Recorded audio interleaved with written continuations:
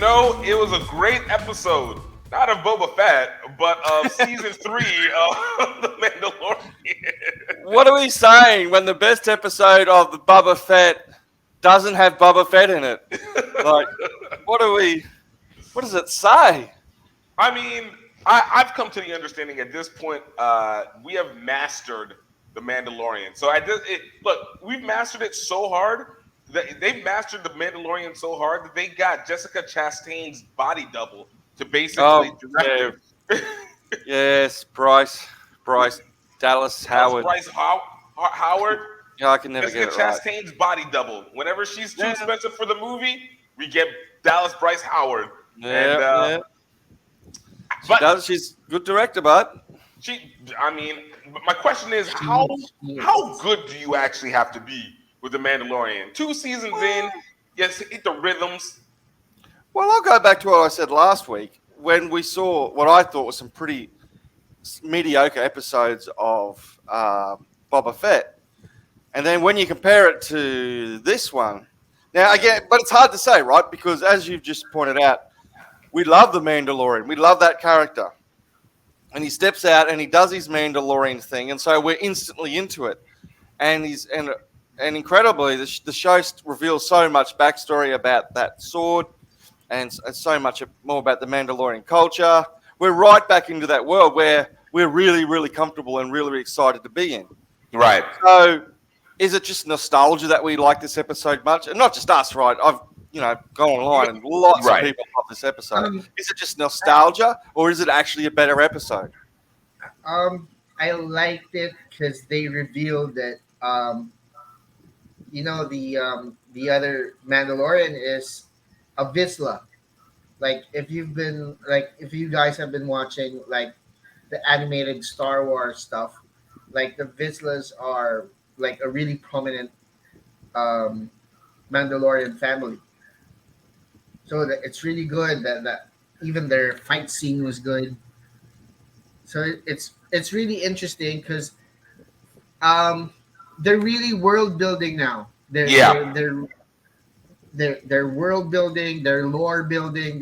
They're like really taking elements from all over and putting it out there for us. No, I will say like some of the stuff was interesting to be able to listen to because you hear them in the passing. I didn't hear it I don't remember the specifics on them in the animated ones, but it was still stuff that you're right. They're developing and widening it out more and more. And even with the lore of the Mandalorian, it's like I guess one thing that I really liked explaining was like the impact of the dark saber, because it makes it make a lot more sense as to why it's so difficult for non-Jedi to be able to wield these sabers. These versions. I know the dark saber is not quite the lightsaber, but it's lightsaber-esque, right, JP? Yeah, I think it's on a different crystal or something. Right.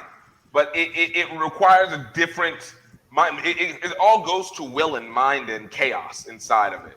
And so how did Moff Gideon use it so well? Because he didn't seem to have a problem with it, and he's a baddie. I don't think he's a Jedi Knight, but he's a stronger mind.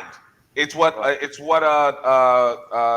Lady Mandalorian was saying. It's like you can't fight against the saber. Like this isn't a test of strength; it's a test of mindset. Yeah, test of will.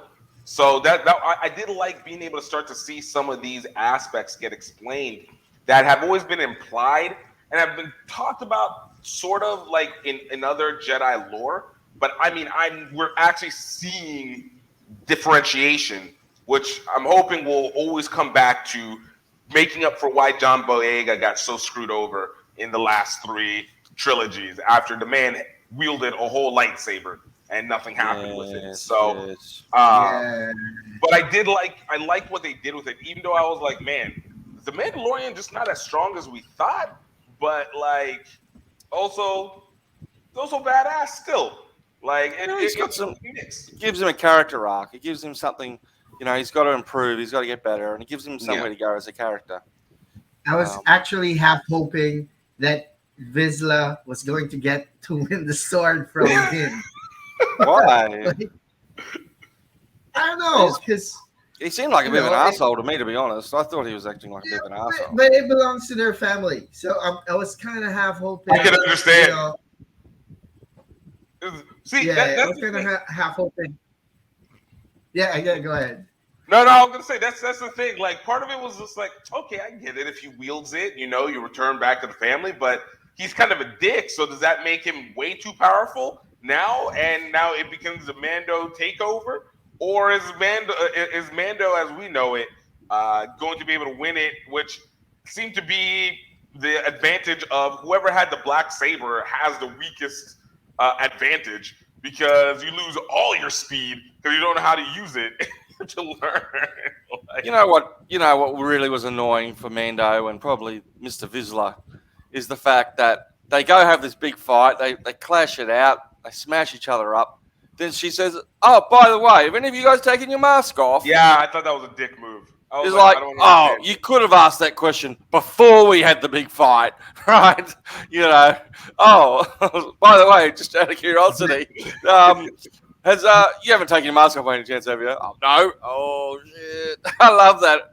Oh, shit. Look on Mando's face like, oh, you had to ask. I mean, again, why couldn't you ask before we had the fight? See, I didn't know what was that supposed to mean from that point in. I thought that may have made him, not able to have the sword anymore. But instead, he just kind of walked off. Can't be a Mandalorian. Well, but they're just a subset, aren't they? They're not. They claim to be the true Mandalorian, but they're different from Bo-Katan and all them. So it's just a matter of which actually that chick, dumped a big pile of poo on. She said, "Oh, this is all Bo-Katan's fault." But you got to remember, being Mandalorian is different from being able to wield the dark saber. Right. All right, like Moff Gideon, having won it from someone who held it, gets to wield it, even though he's not Mandalorian. But then removing the helmet makes him an apostate. He's no longer considered a true like believer, part of the religion. But that's according to that particular. I mean, right? We do have the two sects of them. That one is like, no, we can take off the mask. The other one is no, never take off. One is Malcolm. One is the Malcolm X. One is Malcolm X Mandalorian. The other is a Martin Luther King Mandalorians. Yeah, but we also have to remember, like, Din is not actually from Mandalore. He's a foundling. So maybe you're right. Like Bo-Katan's from Mandalore, but Din's not. I'm not sure about Boba. One's Professor X and the other one is Magneto. They like the extremes, like where you've got these hardcore believers and then you've got the more liberal ones. That's an interesting one. The pandemic arguments happened before the pandemic started. So did the and then he goes off and he meets up with that Amy Sedaris chicken. Was that Anakin's pod racer type? No. That was one of the. It's that was Naboo. one of the royal ships. Like, remember from episode 1? Oh yeah, right. Yeah. Yeah, that would have been Naboo Starfighter. Right.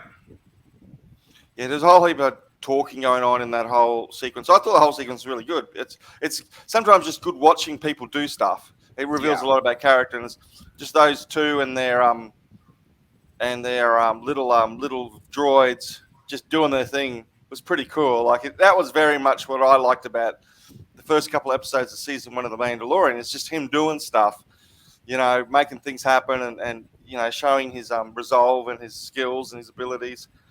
The only thing that really disturbed me was that chick dated Jawas.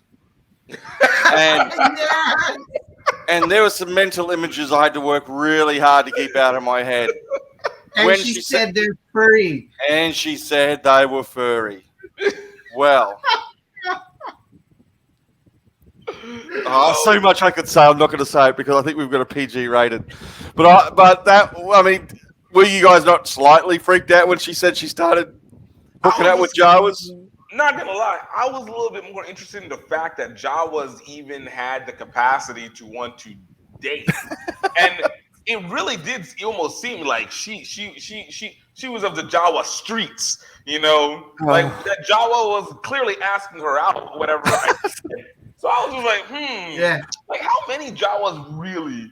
It's like, yo, you know, body freedom, yo, sex positivity, but yo, how furry have you really gone into the furry?